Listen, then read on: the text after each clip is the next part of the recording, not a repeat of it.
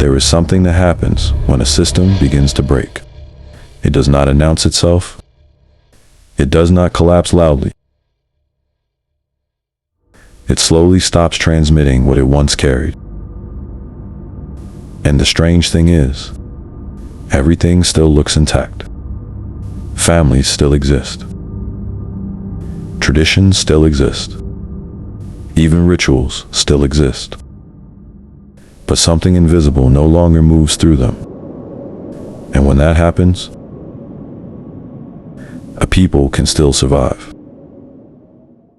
but no longer feel fully aligned with what once guided them. In episode 1, we asked, where did the code go? We discovered something unsettling. It did not disappear. It adapted. But now we must ask a deeper question. If the code survived, why does continuity still feel broken? To understand this, we have to shift the question. It is not just, what is the code? It becomes, how is the code transmitted? Because the code does not move like information. It moves like continuity. And continuity requires structure, not belief. Structure. And one of the oldest structures for continuity is the family. But the family is not where the system begins. It is where it becomes visible. In many African cosmologies, the family is not an isolated unit. It is the smallest layer in a much larger covenant structure. A structure that moves like this: family, lineage, people, nation. Each level is nested inside the next. And each level carries responsibility for maintaining alignment with what can be understood as a guiding, spiritual intelligence of that people. Some traditions describe this through ancestors, others through origin principles. In Zulu cosmology, for instance, this is expressed through Nkulunkulu, the great origin source from which life and lineage flow. But across systems, the structure remains the same.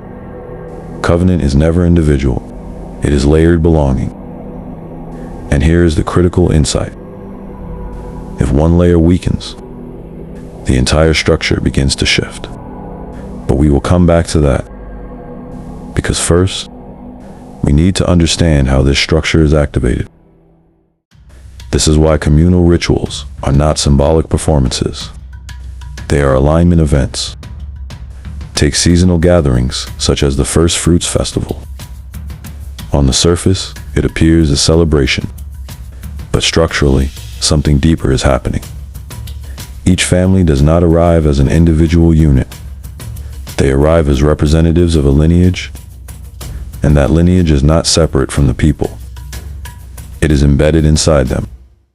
So when they gather, something is being reaffirmed at multiple levels. The family remembers its ancestors. The lineage re-enters coherence. The people realign with shared identity. And the nation reaffirms its spiritual continuity. And when this structure is intact, something is believed to stabilize. Continuity becomes protection. But now the question becomes unavoidable. What happens when one layer stops participating? At a certain point in history, the structure begins to shift.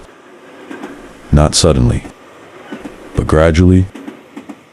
Economic systems begin to require movement. Work is separated from home. Families remain rooted in place while members move away to survive. Under migrant labor systems, fathers become distant presences, not absent in meaning, but absent in proximity. And in transmission systems like this, proximity is not optional. It is essential. Because many things are not taught through instruction. They are absorbed through repetition. So when proximity weakens, transmission slows. And when transmission slows, other systems begin to take its place. Schools, cities, institutions, media environments, each carrying its own symbolic language. And now meaning is no longer inherited from a single line. It is distributed across competing systems. When family continuity weakens, something else always fills the space. It has to. Meaning cannot remain empty. So identity begins to shift. From lineage to institution. From inheritance to instruction. From continuity to choice. And while this creates freedom, it also creates fragmentation. Because now the self is no longer anchored in one transmission line. It is pulled between many, and this is where the deeper transformation occurs. The code does not disappear. It disperses. It begins moving through multiple channels at once. But without unified structure, its signal weakens.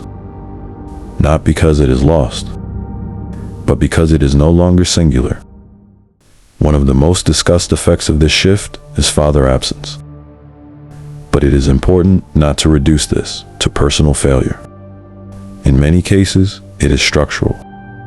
Economic systems demanded mobility. Survival required distance. So absence becomes embedded in the system itself. And symbolically, this represents something deeper. A disruption in embodied continuity. Because certain forms of guidance are not verbal. They are lived, modeled, repeated over time. So when presence becomes intermittent, the transmission becomes incomplete, not destroyed. Incomplete. And incomplete systems do not die. They compensate. So what we are actually observing is not the death of covenant systems.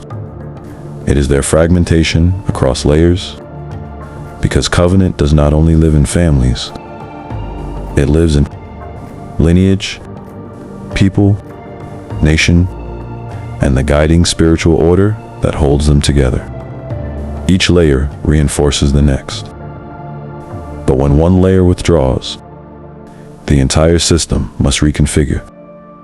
And this brings us back to the original idea. The code does not survive because it is strong. It survives because it adapts. And adaptation always comes at a cost. So the question is no longer, where is the code? Or even, why did the line break? The real question now is, when continuity breaks, where does the code go next? Because it does not stop transmitting. It changes vessel. And in a world of constant noise, the next vessel may not look like tradition at all. It may look like attention itself. That is episode 3. If this episode spoke to you, subscribe, like, and share it with those who may be ready to remember. And leave a comment below. Because wisdom has never survived through one voice alone. It survives through conversation, community, and transmission. Your thoughts, questions, and insights help keep that transmission alive. Thank you for being part of this journey. Until next time, keep your eyes open, your mind curious, and your spirit attentive. I am the biological altar.